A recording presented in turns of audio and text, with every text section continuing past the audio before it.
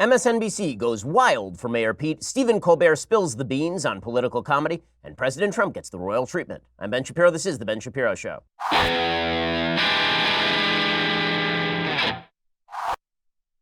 Well, Trump in Britain always is going to bring the laugh, so we have a lot to laugh about today. Mostly the president doing a pretty good job over in Britain, and the Brits making clear that their brand of comedy has sunk a bit since Monty Python. We'll get to all of that in just a second. First, we're never going to agree on everything, but I think we can all agree that we can use more sleep. I am one of those humans. Getting a great night's sleep is easier and more affordable than you think. You don't need a new expensive mattress or sleeping pills. You need to change your sheets. That's why you should check out Boll & Branch. You think your sheets don't matter. You think, oh, I've got a great mattress. I got a great bed frame, everything. No, the sheets need to be good. Everything Boll & Branch makes, from bedding to blankets, is made from pure 100% organic cotton, which means they start out super soft. They get even softer over time. You buy directly from them, so you're essentially paying wholesale prices. Luxury sheets can cost up to $1,000 in the store. Boll & Branch sheets are only a couple of $100. Everyone who tries Boll & Branch sheets loves them. Shipping is free. You can try them for 30 nights. If you don't love them, send them back for a refund. I doubt you're going to want to send them back because they're awesome. They're so good that when my wife and I got Boll & Branch sheets, we threw out all of our others because they ruin other sheets for you. That's how good they are.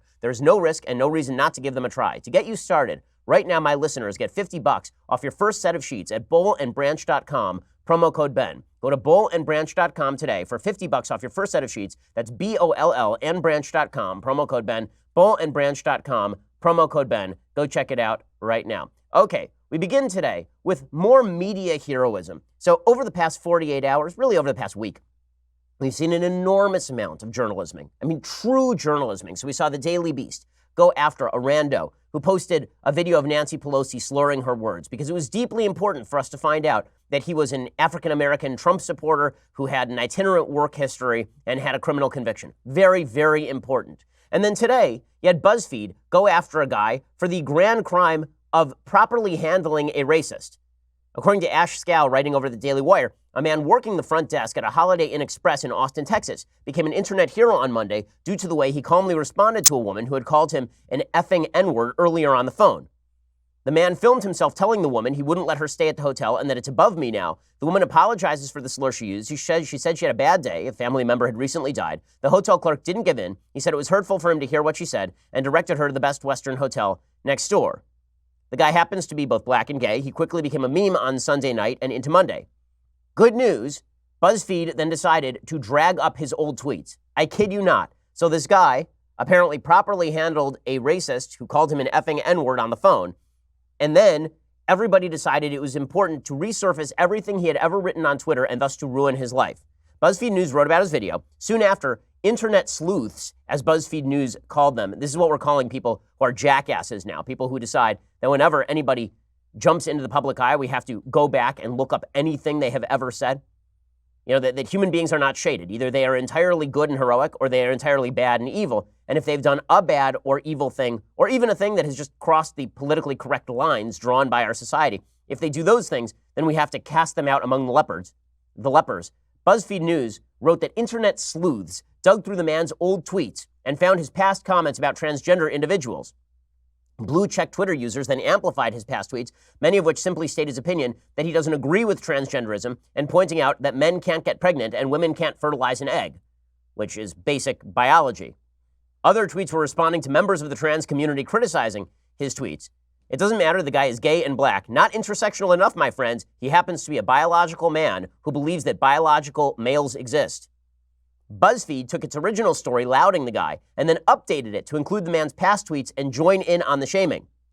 The man initially responded, repeating what he had said on Twitter, that he was not against transgender individuals, but he's not with it, meaning the phenomenon of society approving of transgenderism as something but a mental disorder, presumably. He said, they're mad, LOL, I said what I said. People are so sensitive. I'm gay, and I know people will not agree with me being gay. I just don't and will never get trans. Period. That didn't stop the social justice mob from coming after him. So this is the way things work now. A guy does something that the left cheers, and then even that guy gets destroyed because he once posted a tweet that some people on the social justice warrior left do not like. This is the world in which we now live. And our mainstream media outlets pushing this. BuzzFeed News is a mainstream outlet. It is a highly, highly trafficked outlet with production deals in place from major companies for tens of millions of dollars. So newsy, so incredibly newsy. BuzzFeed, of course, just last week went after me with the suggestion that a guy who tried to swastika a synagogue had been inspired by my writing, which you'd have to be insane to believe. I'm an Orthodox Jew who is the lead antagonist of the alt-right, but BuzzFeed News doing yeoman's work. The Daily Beast doing yeoman's work, resurfacing all of the criminal history of a man who made a video about Nancy Pelosi that made her seem slightly drunk. Man, I'm so glad our journalists are on the beat. I can't understand why Americans don't take our media so seriously anymore. I don't understand it. I mean, when they are engaged in such journalisming on a regular basis, why wouldn't we take them seriously? These are the people, the honest truth to power people, absolute truth to power. And this spreads over into, obviously, presidential politics. So, Chris Matthews, all I'm going to say is during the area of Pete Buttigieg, Mayor Pete, South Bend, Indiana. Indiana's a state I don't know much about. I get up in the morning, come to the show, come on in. I say, where's Indiana? Everybody says, I don't know. I say, well, seems like a state. You know, like the Pacers. They play in Indiana, right? You said Reggie Miller. He's a good player. Rick Smits. Don't know much about him beyond that. Well, he decides that he's going to have on Pete Buttigieg. I will point out here that the town halls that have been run on Fox News have been run with their objective news anchors. That'd be people like Martha McCallum or people like Brett Baer. The town halls on MSNBC are run by Chris Matthews, an ardent Democrat who likes to push Democrats as hard as he possibly can. Get up in the morning, come on the show and push Democrats. Put him on my little scooter, push him around. So here he is, praising Pete Buttigieg. He opens up by talking about Pete Buttigieg being the most important candidate since Jesus Christ first arrived in Bethlehem. I mean, this guy is just, Mayor Pete is a hero to millions. He's a saint. Listen to this intro from Chris Matthews. Honestly, this is not shock from Chris Matthews. I don't know if you remember this, but back in 2008, he talked about a guy tingling up his leg. Sitting here watching Barack Obama. Sitting here, suddenly my leg is tingling. I thought, am I having a heart attack? No, it wasn't a heart attack. It was sexual attraction.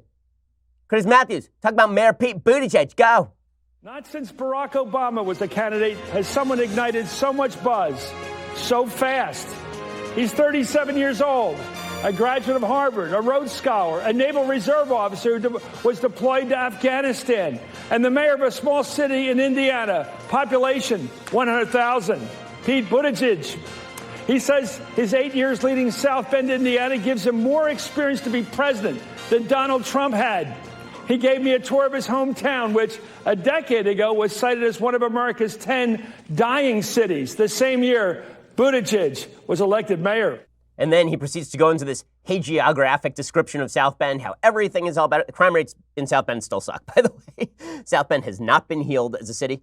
You know, Buttigieg is a controversial mayor, to say the least. He is not this kind of wonderkind mayor who has healed the city and made all the problems go away. There are a lot of minority folks in the city who are very angry at Pete Buttigieg. They say that he basically was bulldozing minority-owned housing for some of his public-private projects. In any case, that opener, that he's the most buzzed-about candidate since Barack Obama in 2008.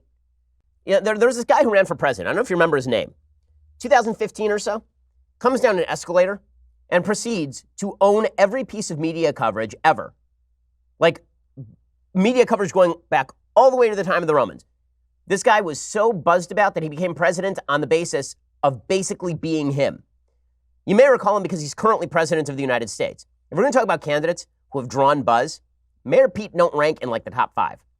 And Mayor Pete has driven enough buzz to get him to about 6% in the latest polls presidentially. That's where he is. Okay, there is a new CNN poll out today. Pete Buttigieg is at 5%. 5%. Does that sound like somebody who's received just the most buzz since Barack Obama? Doesn't to me. Sounds like somebody who's got a lot of people in sort of the left liberal white enclaves of the media buzzing. But outside those enclaves, does anybody give a crap about Pete Buttigieg?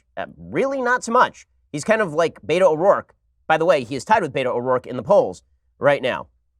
But apparently, according to Chris Matthews, so much journalisming, just journalisming all over Pete Buttigieg over here. Talking about Pete Buttigieg being the most buzzed about candidate. I trust our journalistic class. Man, are they good at their jobs. And then my favorite part of this particular interview with Pete Buttigieg is Matthews basically trying to steer Pete Buttigieg where he wants him to go. It really is incredible. It's like me trying to teach my 5-year-old how to ride a bicycle. You sort of point her front wheel and then you give her a little push and then she sort of falls over. That was this interview. Pete Buttigieg fell over a lot and then when my daughter falls over on her bike, then I say, good job, honey, let's try it again. That was this interview. Basically, Chris Matthews gets Pete Buttigieg on the bike. He says, okay, we're going to push it down this hill a little bit. And if you fall over, we'll pick you right up. Little Pete will pick you right up, brush off your boo-boos, and then we'll talk some more about why you're so great. So here is Chris Matthews talking to Pete Buttigieg about slavery reparations, which, for the record, was not on the table for Democrats until 5 minutes ago. Everybody in the Democratic Party feels the necessity now to talk about slavery reparations. Now, check my math. Slavery ended in the United States in 1865. The current year, if I am not mistaken, is 2019. That means that 154 years later, we are talking about slavery reparations to people who are the great, great, great, great, great grandchildren of slaves, for the most part, and from people who were never involved in slavery. The vast majority of white people in America were never involved in slavery. Many of them are descended from people who died to end slavery. Nonetheless, this has become kind of the rote part of the Democratic stump speech in 2020 is that slavery reparations ought to be on the table, all because everybody in the left has also decided that Ta-Nehisi Coates is a great intellect, the wildly overrated writer from The Atlantic, whose expertise in purple prose, I mean, my goodness, that guy's writing is overwrought. He thinks he's James Baldwin. He's like James Baldwin if somebody took an entire bucket of fuchsia paint and poured it on him. I mean, his writing is just dripping with overwrought, annoying purple silliness. And everybody on the left has embraced it because, of course, this is how they show they are woke. So here is Chris Matthews urging Pete Buttigieg to show that he's woke. Buttigieg, by the way, needs this because Buttigieg has approximately 0% of the black vote right now. Because it turns out that black voters are not super into a 37-year-old mayor from South Bend, Indiana, who has no particular connection with the black community. So now we're going to just try to go full pander. Here's Chris Matthews. Let's talk about slavery reparations, Pete Buttigieg. What do you think of slavery? Is it good or is it bad? Let's do this thing. What would be the form of reparations that would have an ongoing, enduring value to African Americans in this country, not just money up front, but a change in their opportunity? Well, that's what. How do you do it? Yeah, that's what the commission ought to work out. But there's no way you can do it without putting dollar resources behind it. Now, the right can't wait to caricature this as a check in the mail that they say would be unfair. But we did it with Japanese Americans. That's right. And there can be ways of doing this that are fair, or at least bring us to a more just reality than the one we're living in right now. Okay, that sounds like not an answer. That sounds like, I love Chris Matthews saying, right, that's a good idea, commission. People will talk about it. And then and the Republicans are mean. I agree, Pete Buttigieg. Yes, so much journalisming. I love Pete Buttigieg's response to all of that. You know, that we did this with Japanese Americans. Yes, they had just been freed from internment, unjust internment during World War II. So the people who had been wrongly imprisoned were paid money. Just like today, people who are wrongly imprisoned are usually given massive legal settlements. The Japanese Americans were not talking about their victimization at the hands of other people 154 years beforehand, or how that would get done. Don't worry, there's more Chris Matthews coming up. So if you love my Chris Matthews impersonation, man, you're going to get plenty of it coming up in a second. First, finding a new job is a lot of work. What if you had your own personal recruiter to help you find a better job? Now, ZipRecruiter's technology can do just that for you. Just download the ZipRecruiter job search app. Let it know what kind of jobs you're interested in. Its technology starts doing the work. The ZipRecruiter app finds jobs you'll like and puts your profile in front of employers who may be looking for somebody like you. If an employer likes your profile, ZipRecruiter lets you know. So if you're interested in the job, you can apply. No wonder ZipRecruiter is the #1 rated job search app. My listeners should download the free ZipRecruiter job search app today and let the power of technology work for you. Don't wait. The sooner you download the free ZipRecruiter job search app, the sooner it can help you find a better job. So ZipRecruiter is not just for employers looking for employees. It is for prospective employees looking for a solid employer. So if you're looking to work at, for example, Daily Wire, and you want to be notified when a job comes free, ZipRecruiter is the place to do it. Go head over to ZipRecruiter job search app. Go download it right now. It will help you find a better job. This is what ZipRecruiter is here to do. Connect good employees with good employers and make everybody's life better. Yay, free markets. ZipRecruiter job search app. Go download it right this very instant. Okay, so Chris Matthews continues on his tour of Pete Buttigieg's mind. It's great. So he continues along this way, gets up in the morning, comes out of the show, and he talks about impeachment. Says, why don't you impeach? Impeach. Do it, Pete Buttigieg. Doesn't matter that Buttigieg isn't in Congress. Doesn't matter that he's not going to be president. Let's talk about impeachment. Go. Mayor, I've got a follow-up, and it's to sort of nail you down. Yeah. If you were voting in Congress right now on impeachment, would you vote to impeach? Yeah, I would. Okay, good. See how fast he is? Thank you. Look how he answered that question. It's not as though I was looking for an answer that I was definitely going to get right there. Now, that's journalism. Journalisming all up in here. I mean, unbelievable. And then Chris Matthews finally asks Pete Buttigieg about his take regarding Vladimir Putin. He says that he wants Buttigieg to respond to what he would say to Putin the first time he met. What did you say to him? I have these fantasies, Pete Buttigieg, that the first time you meet Vladimir Putin, you'd rip his face off and shove it up his ass. That's my fantasy. Can you make my fantasies come true for real, Pete Buttigieg? What would you say? Chris Matthews, I'm going to say, go. If you're elected President of the United States, what would you say to Vladimir Putin the first time you met him? Because you will get to meet him. Well, don't mess with our elections. Thank you. Thank you. Oh, my God. Look at the toughness on him. He'd say, don't mess with our elections. And then Vladimir Putin would laugh in his face and rip his leg off and beat him to death with it. And this is, how is that even a question? What would you say? I have a fantasy. What would you say, Pete Buttigieg? Well, how about, what would your policy be to counter Russian aggression? That's a question. But I love the fanfic that is happening here from Chris Matthews and the left media to these Democratic candidates. So what would you say? Would you say the most brutal thing? Would you say a cutting remark, a witty, cutting Aaron Sorkin remark, Pete Buttigieg? Would you? And people just, I would say, stop messing with our elections. He's like, thank you. Oh, my God.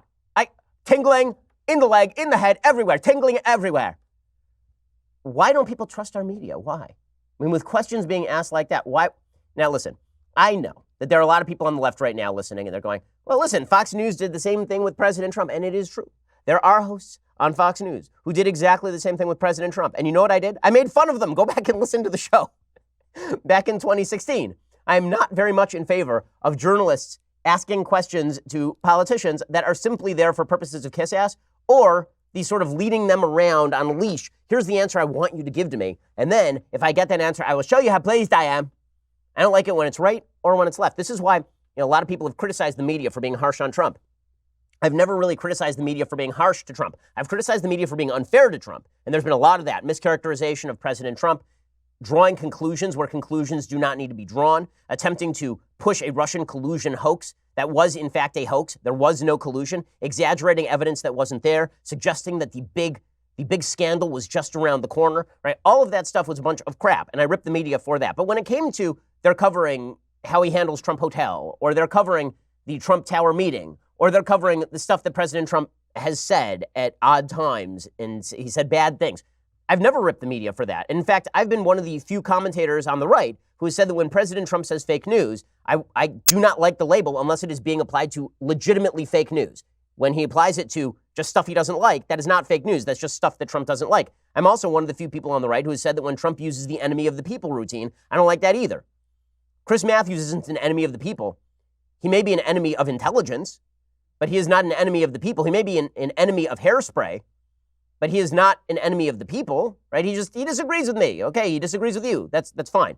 But when people look at the media and they see folks like Chris Matthews run out there as journalists, it begins to annoy them. And it's not just our journalist class. It is also our comedian class. One of the things that is highly irritating to so many people on the right is that there are certain groups of professions where you assume that a certain level of baseline honesty, and that honesty is supposed to extend to both sides of the aisle. I think one of the reasons that people like this show is because everybody knows I'm conservative. I'm very open about that. But I'm going to give you my honest take on what's happening in politics. This is why when President, I mean, it's like Nun's Life, the New York Times Magazine, in terms of boring magazines. In any case, yes, that was an airplane reference. In any case, the interview with Stephen Colbert in the New York Times is pretty telling because he does state exactly where he is. And this is why everyone on the right has turned off Stephen Colbert. It's also why the left, which has decided to politicize everything, has basically made Stephen Colbert the champion of late night. So Colbert is not funny. There was a time when he was on The Daily Show when he was funny because his mandate was to go make fun of pretty much everybody. And so as a correspondent on The Daily Show, I vividly recall one segment that Stephen Colbert did where he made fun of Al Sharpton. He went and interviewed Al Sharpton. It was really funny. It was when Al Sharpton was doing his hunger strike over Guantanamo Bay. And I remember Stephen Colbert kind of prodding and going, it looks like somebody here could use a hunger strike. This is Al Sharpton in his fat days. It was pretty funny stuff. Now Stephen Colbert has just become a Chuck Schumer talking points machine. He and Jimmy Kimmel are in the College of Cardinals of leftist comedy, and then they just have an open competition as to whom will be elected pope of leftist comedy. And then somewhere in the background is Jimmy Fallon going, guys, I want into the club, please. And like, no, it's too late. You ruffled Donald Trump's hair. You can't. And so he's been falling in the ratings because he wasn't woke enough to begin with. Well, there's only one problem with that, which is that most of the country is not particularly interested in Stephen Colbert's brand of comedy. He only has to win a very, very small segment of the audience to win late night. Nobody watches late night anymore. Probably nearly as many people watch this show on a daily basis as watch Colbert's show. Maybe more if you count our radio show. But nonetheless, we'll get to Stephen Colbert's perspective in just 1 second. First, dudes, summer is here. Tommy John is ready to have you looking and feeling ready for Memorial Day barbecues and 4th of July fireworks. They'll keep you patriotic this holiday with their all-new red, white, and blue underwear collection, including a USA flag print for both men and women. The collection comes in all their best-selling fabrics, including the cool cotton fabric that features breathable, lightweight fibers that keep you 2 to 3 times cooler and dry 4 to 5 times faster than regular cotton. Both Tommy John men's and women's underwear support a no-wedgie guarantee, comfortable stay-put waistbands, a range of fabrics that are luxuriously soft, designed to move with you, not against you. Plus, now through the end of May, Tommy John is donating 5% of every purchase of select red, white, and blue styles to the Honor Foundation to support veterans transitioning to civilian life. They are so sure you're going to love the fit and feel of Tommy John. It's all backed by their best pair you'll ever wear or it's free guarantee. That means if you don't love your first pair, you get the full refund. Tommy John, no adjustment needed. I know how comfortable Tommy John's underwear are. Why? Because they are gracing my tuchus right now. Go to TommyJohn.com/Ben right now. Save 20% on your first order. That's TommyJohn.com/Ben for 20% off. TommyJohn.com/Ben. Go check them out right now. TommyJohn.com/Ben for that special deal. 20% off. Not bad. Alrighty, so Stephen Colbert does this interview with the New York Times. It is incredibly fawning, as most of these interviews are. And here's what he says. He's asked, is President Trump good for comedy? How do you come up with a fresh joke about him? And Colbert says, I make no claim that we do. Sometimes it's the same joke. Now, this is normally where you would stop and say, then you're not doing your job, right? I mean, like you're a comedian. Wouldn't you have to make different jokes? Half of humor is the element of surprise. No, you can keep making the same joke about Trump and your leftist audience will eat it up. And it's not even a callback joke. Like when I do my Chris Matthews voice, it basically is a callback joke because it's inherently funny, because it's kind of a mediocre impersonation, but it's got sort of the cadence down. But it's a callback joke mostly. Like half of the funniness is the familiarity of it. That's not the case with the punchlines that he tells about Trump. He says sometimes there's still meat left on that chicken. Trump consumes the news cycle, and our mandate, says Stephen Colbert, as we've established for ourselves, is that I want to inform the audience of my opinion about what they've been thinking about all day. So if the news has been orange Thanos, then I'm not going to change that. I'm going to do my best to stand in the teeth of that particular bleep hurricane and make jokes about how we're all being lied to. For my own heart's ease, I'm not going to pretend that Trump is not lying to me. The alternative is to stick your head in the sand. Oh, what a truth teller he is. This is the same guy who spent his years on the Colbert Report, mocking Bill O'Reilly and smooching Barack Obama's posterior. But what a truth teller he is. Now, listen, I do appreciate that Stephen Colbert is basically now just saying, look, I'm a leftist. I'm going to make leftist jokes. All right. That at least is fair. But it is worth noting that when a lot of these comedians do the clown nose on, clown nose off routine, where it's like, well, I make a joke about Trump because I'm a comedian. I make jokes about everybody. And then the minute they talk politics, I'm sincere. I'm sincerely a Democrat on the left. I'm a sincere person. Pick one or pick the other. Either you're a Democrat who makes jokes or you're a joker who happens to be a Democrat. But you can't be both. And people like Stephen Colbert want to pretend they're both. They really are not. The New York Times says, that thing about not wanting to let Trump get away with a lie, is it fair to say you feel a moral imperative behind your work? Wow, look at those hard-hitting questions from the New York Times. Well, when you make jokes about politicians, there's what they say and what they do. It's hard to make jokes about someone who says something and then kind of does it. But with the guy who points east with his words and west with his action, that's where all the jokes live. Now, what are the things he's lying about? If the things he's lying about have a moral component, your jokes will have a moral component. In other words, you don't choose the flavor. The flavor is chosen by politics itself. And then the New York Times asks a more important question. They say, there's a sort of general answer about the default moral nature of political satire. I was asking more specifically about whether or not you personally feel any sense of moral obligation about your work. He says, no. Okay, that's obviously a lie. He obviously does feel a moral sense of obligation. He has just said in his past 2 answers that he feels a sense that he has to speak truth to Orange Thanos or he can't sleep at night.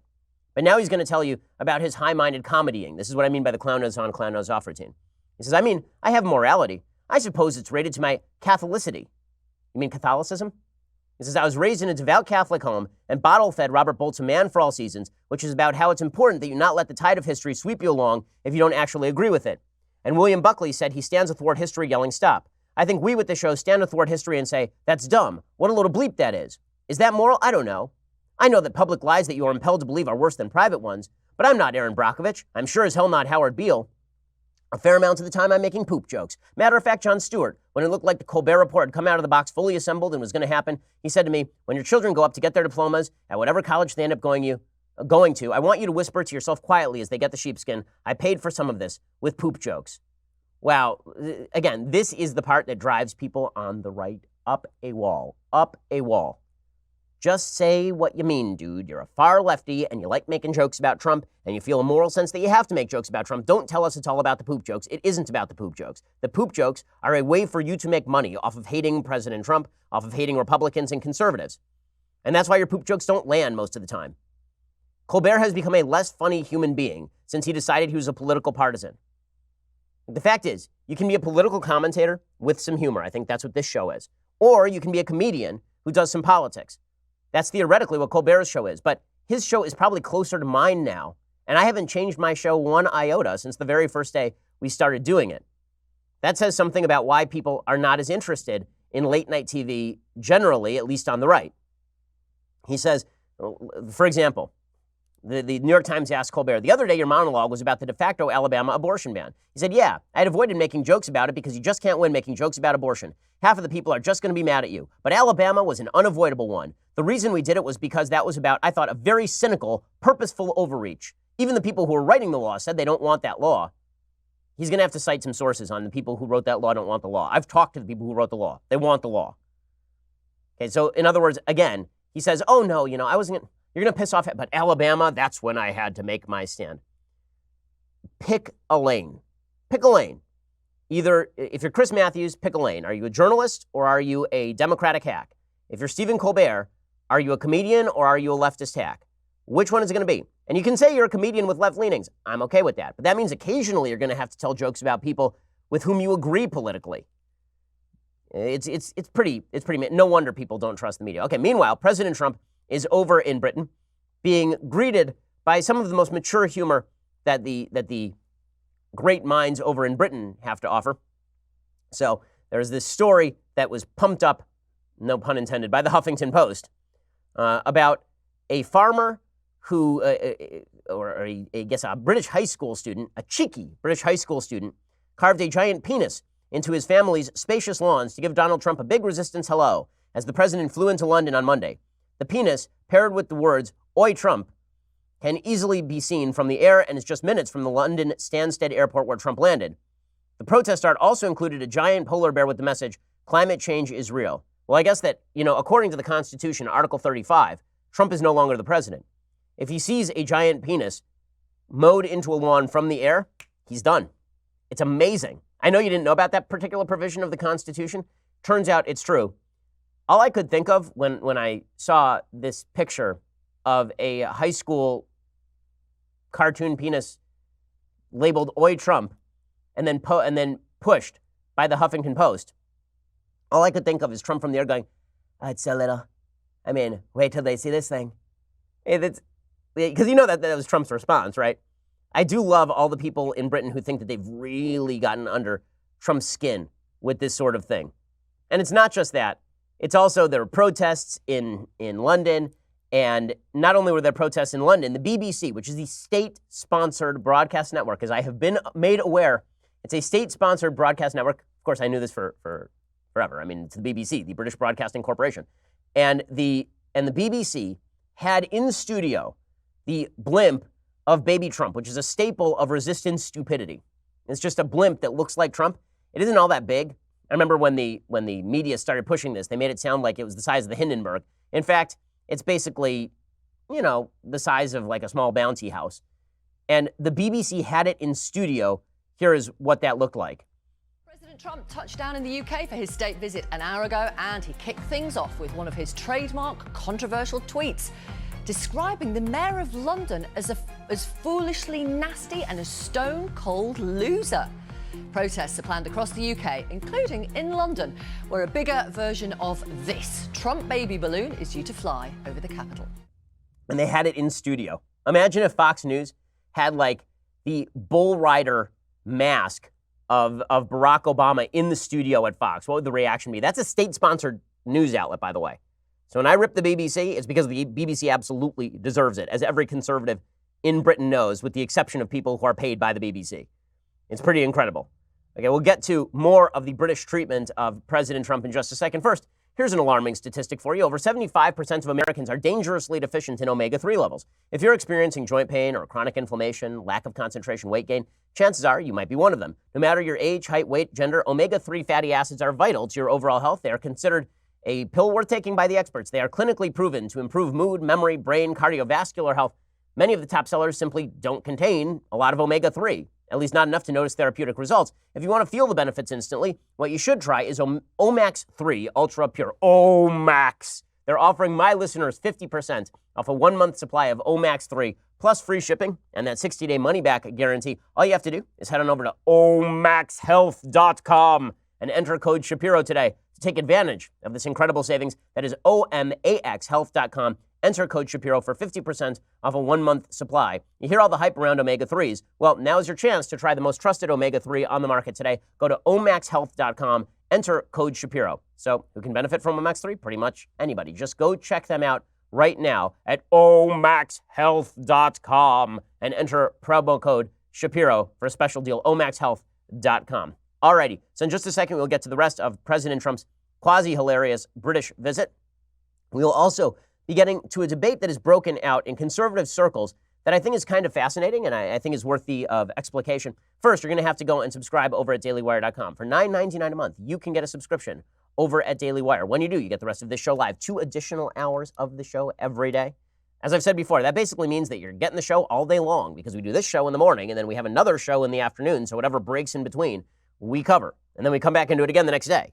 This is why you should subscribe. Also, for $99 a year, you get this. The very greatest in beverage vessels, the leftist tears hot or cold tumbler. So you can enjoy those leftist tears, both hot and cold, while listening to me do a Chris Matthews impersonation. That sounds like the height of life enjoyment to me. But then again, I'm the one doing it. So I hope you enjoyed it as well. Go check that out right now with the annual subscription. Also, when you get the annual subscription, you get access to the Sunday special on Saturdays. We have a great Sunday special coming up this Sunday. We have some fantastic ones that are coming up in the real near future with some people across the other side of the aisle, which makes them really interesting. We're going to do all that sort of stuff. We are the largest, fastest growing conservative podcast and radio show in the nation.